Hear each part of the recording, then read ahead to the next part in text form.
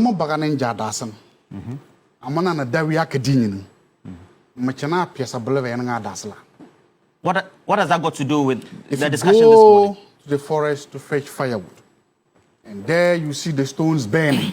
You don't stand back to have, what happened to the firewood?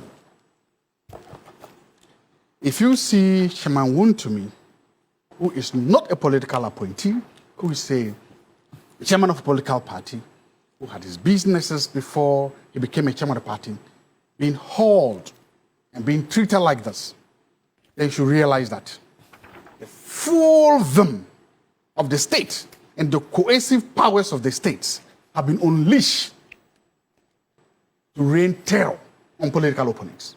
And I'm happy I just heard the gentleman speak that, look, yes, you did this to us yesterday. That this happened yesterday to NDC appointees. Well, he said it. Exactly. And so he didn't even cite Francis Xavier. You know, Francis Xavier did. Thank you. He was doing his work as a MP. In fact, he didn't even cite the current Attorney General. He didn't cite the current Minister of Energy. He didn't cite the current... So you agree with that things happen? Stuff happened. Stuff happened then. Okay. But what he's now telling us that what is happening is what they call equivalency. You do me, I do you, as for it. I don't understand. That's what he's saying. What does you do me and I do you got to do with this? He said that you did this to NDC members when you were in power. Today, we are also going to do with you. It's simple. That's the argument he made. You do me, I do you? You do me, I do you. That's what he's saying. And that is okay. Then the question I ask is, where is the reset you promised? You promised? I don't understand. Where is the reset the NDC promised? You told us when all these things, the CD is at, what's the CD now? Should we talk about the CD now? I was talking about... okay. I want to enjoy. I want to carry on from the logic. The logic he said. His logic is this, that look, you did a lot of bad things against NDC people when they were in opposition. For 8 years, you did a lot of bad things for us. That's what he's saying. Because of that, during the election, the biggest operational way there was what? Reset. We need to change that. We need to improve the governance. The governance here means not only the central administration, not only the bureaucracy, but also the justice delivery system and how the intelligence security system work. Your argument is that the MPP used this same coercive force of the state, this buga power of the state, to torture, to harass NDC members. That's your argument. And that was how the president made this, he came to the middle and said, I have to come with a reset agenda. Ghanaians bought that reset agenda. Then the question I asked is, where is the reset you promised? Why aren't you doing things better than the NPP? Why are you in a desperate attempt to replicate the bad things the NPP did? I don't understand. You mean if those things were bad? If he's like, again, I'm continuing from the logic he brought. You listen, that's his argument. If your argument is that all these things were bad, that people's human rights were violated, that people were tortured, that the coercive force of the state was used to intimidate and harass political opponents, let's say we agree with you. As a country, shouldn't we be striving to be better? As a country, shouldn't we be starting? Look, the person I am afraid for or scared for is him, not me. I'm not a political, I've never been appointed. But you want to be an MP for Salais, or you're not more interested? I'm saying I'm not an MP. He is in government. Tomorrow, if there's a change of government, nobody will come in for me because I've never got. He is the one they may be coming for. That's why I give the problem that when stones are burning, if Wontumi is today being harassed, intimidated, and done to this, imagine this same vengeance is continued. Do you know what will happen to you tomorrow if you lose power? So it's just people like you, people who are in government now, who should say, look, bad things happen to us, but good men and women should rise up and say that, yes, we shouldn't be using vengeance. We shouldn't be using it. Let's be better.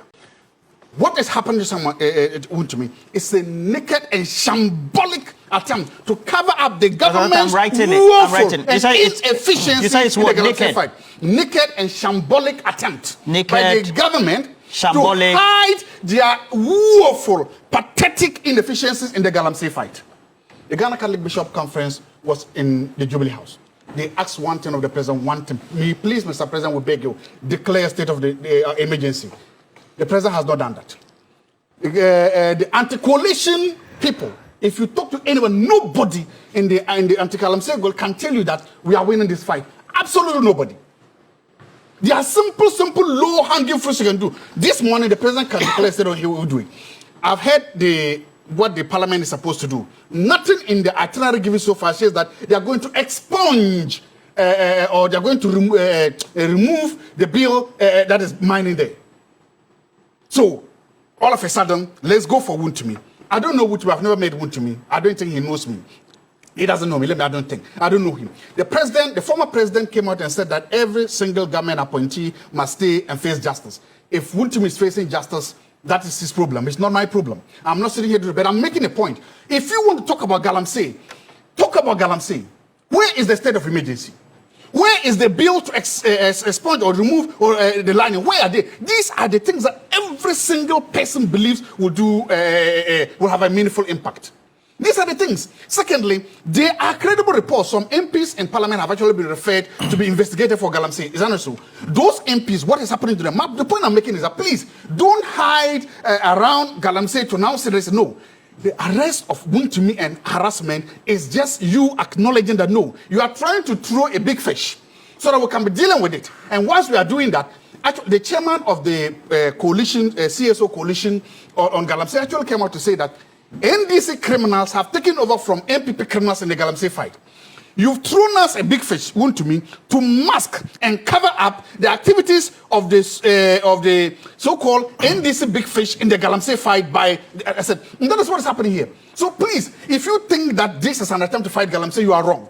This is an attempt to use the coercive powers of the state to intimidate and harass your political opponents. It will not help. My point is that, Mr. President, let's assume that you can run and also chew gum at the same time. Why don't you, whilst doing this, why doesn't the president say, as I am prosecuting Wontumi, and as I said, if Wontumi has broken the law, he should prosecute the full person of the law. That's why you didn't see me there protesting or demonstrating. I had better things to do. If Wontumi has actually broken the law, let him do that. I don't care. But what I care is that, Mr. President, whilst you are doing this, whilst you are prosecuting Wontumi, can you also declare a state of emergency in the water bodies?